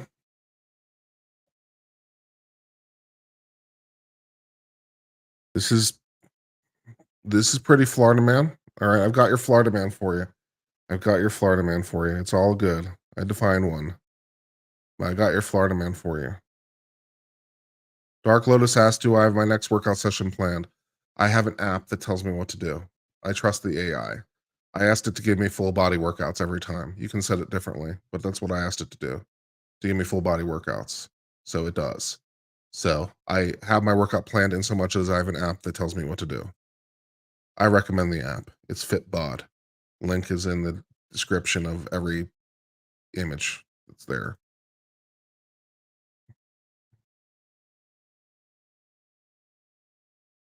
All right. For Florida man story. Florida man is accused of stealing a gator from a golf course and then throwing it around in order to teach the gator a lesson.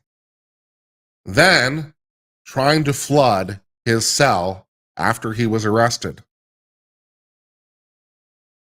Seems pretty Florida man to me. I mean, we're doing some Florida man over here. Okay. Stealing the gator, throwing it around. Okay. Here is our suspect, William Hodge. Now, I have to say that William Hodge looks exactly like the guy who would do this. So look at him and tell me that he didn't steal a gator and throw it around. This is Florida man. He is so Florida man. He is the most Florida man of everybody. Yeah. All right. Okay. All right. Let's learn a little bit more about this guy. Florida man stole an alligator from a miniature golf course, swung it around by its tail, and threw it in the air, claiming he was teaching the reptile a lesson, according to police. Police say they were patrolling South Atlantic Avenue around 3:20 in the morning on Thursday when they saw a man later identified as William Hodge attempting to throw a live gator onto the roof of a building.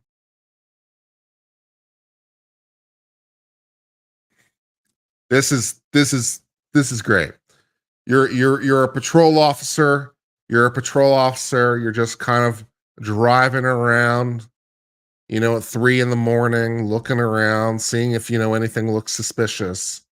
And what do you observe? A guy trying to throw a gator onto a roof. Wow. Hodge, who is 32, had grabbed the creature by its tail and hit it against a building awning, according to police. He's accused of slamming it into the ground and stomping on it twice and throwing the alligator over his shoulder and then onto the ground.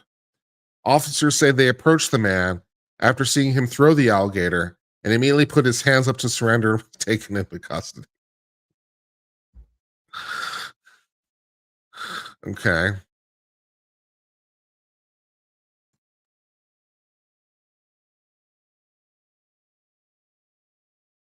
Oh, is there a video of this or something? If there is, I need to see this in my life.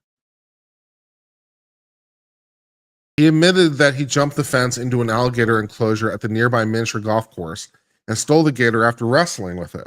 When asked why he abused the animal, he claimed he was teaching it a lesson, according to police. Hodge was taken to the police jail and tried to flood his holding cell by balling up toilet paper to clog the toilet bowl and draining it onto the floor. Police say that the man threatened to flood the entire facility. He's charged with animal cruelty, possessing or injuring an alligator, unarmed burglary, and criminal mischief.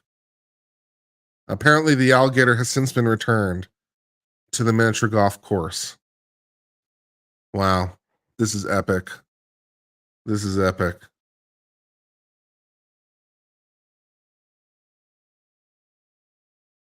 Hold on.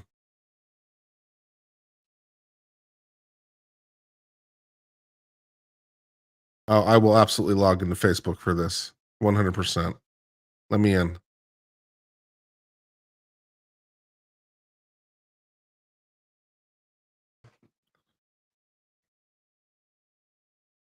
Apparently, Facebook thinks I'm trying to log in from Japan for some reason. But okay.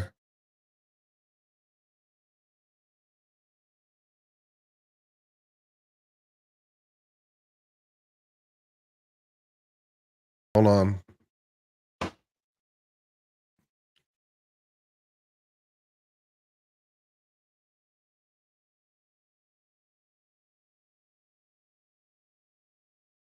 There's got to be video of this. There's just got to be.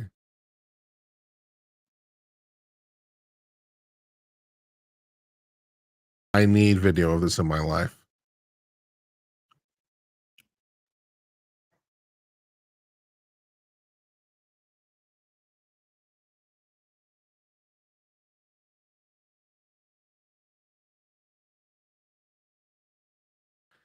Harriet Simmons, you are correct for the moment. And also, I know who you are, and we still don't want you here. And please stop harassing me. There's no point. You are an evil person. Please stop harassing me. Why do you continue to persist in harassing me and purposefully trying to antagonize me? Why do you have this problem? Please stop. It is evil.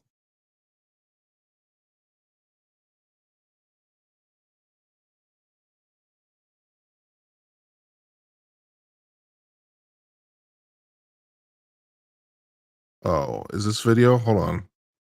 Hold on. We might have some video. I have some. Oh, we might have video. Okay, hold on.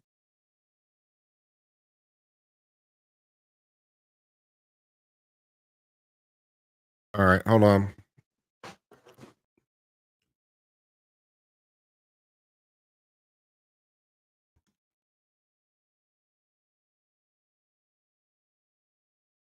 We'll watch some news reports. See what we can do here in terms of audio, video. Hold on. I need to add it as an audio source now. Hold on.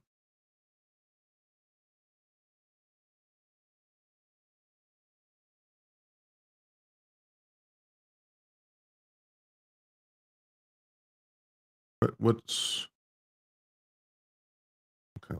I think this is the right one.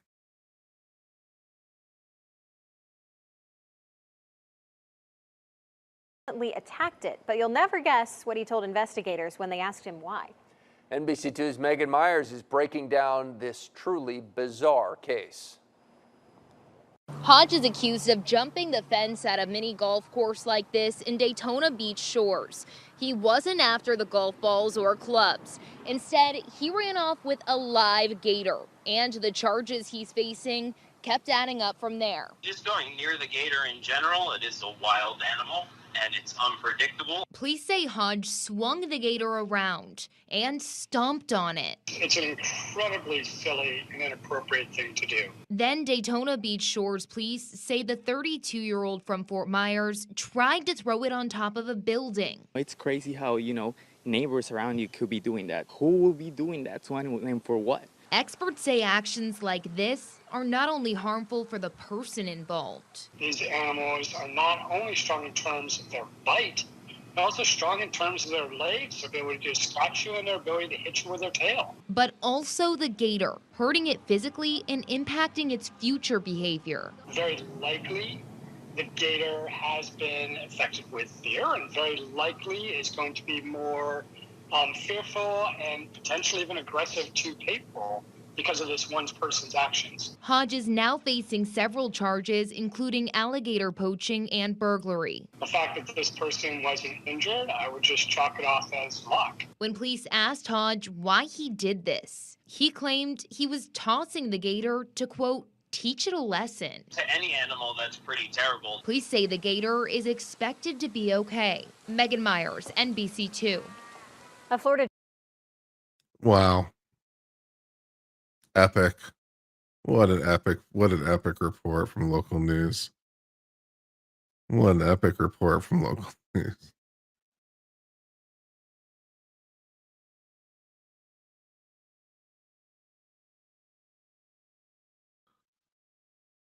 I wish we had more video though.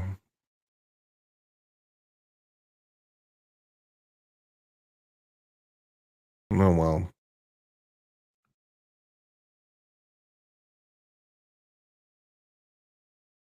Oh well.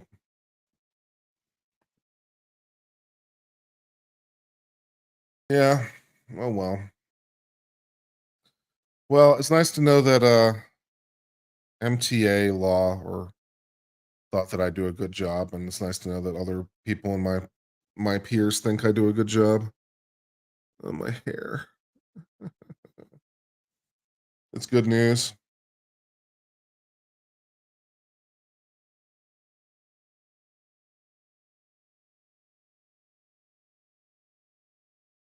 Why were we trying to teach the gator a lesson, I guess, is another question. Like why? What was the gator doing, or what do you think the gator had done, or why do you think it needed to learn the lesson? Also, what lesson exactly were you trying to teach it, I suppose? There are more gifts. Let's take a look. Excuse me. Harley Mouse became gifted a membership. Ask You Skis a gift of $5 super chat. Just Me, member for 9 months. Babs Bunny gave $4.99. Ask You Skis gifted 5 gift memberships.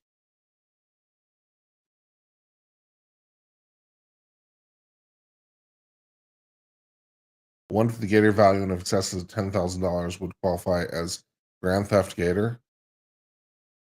Yeah, I guess it would.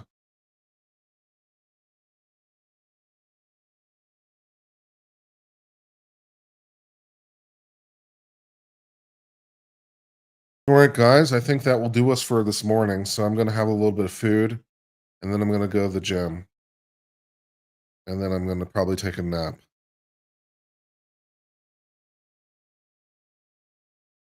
Rose said, when I first started watching it, you kick back in your chair with feet up and spew law like encyclopedia. I thought you were awesome. That's nice. Thank you. And we have Beef Fish Friend, which has a special voice now. We've decided. Where's Beef Fish voice? Oh, Yes, Bee Fish. Bee Fish loves to lie in the ocean and swim through the air. Bee Fish loves you. Wish you know. Will be okay. Billy Bo Pieces. You buzz, buzz, buzz in the ocean. Buzz, buzz, buzz, swimming around. Buzz, buzz, buzz on Kelly. Bo Pieces, Kelly Bo Pieces. Well, I think that will about do us for now. I've been Uncivil Law until later, my friends. I hope all's well. Cheers, my friends, and goodbye.